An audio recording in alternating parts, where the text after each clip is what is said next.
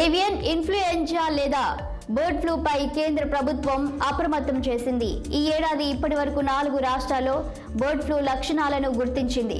ఏపీలోని నెల్లూరు, మహారాష్ట్రలోని నాగపూర్, కేరళలోని అలప్పుజా, కొట్టాయం, జార్ఖండ్లోని రాంచీలలో దాని వ్యాప్తిని గుర్తించినట్లు కేంద్రం తెలిపింది.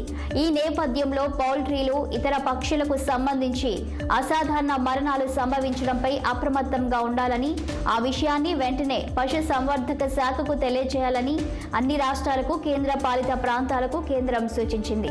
అత్యంత వేగంగా వ్యాప్తి చెందే ఏవియన్ ఇన్ఫ్లుయెంజా మానవులకు సోకే ఆస్కారం ఉందని, ఆ వ్యాధి సంక్రమణను నిరోధించడానికి కావలసిన అన్ని చర్యలు తీసుకోవడం అవసరమని పేర్కొంటూ ఎన్సీడీసీ, కేంద్ర పశు సంవర్ధక శాఖలు కలిసి సంయుక్తంగా జారీ చేసిన ప్రకటనలో వెల్లడించాయి. యాంటీవైరల్ ఔషధాలు, పీపీఈ కిట్లు, మాస్కులు అందుబాటులో ఉండాలని పేర్కొంది.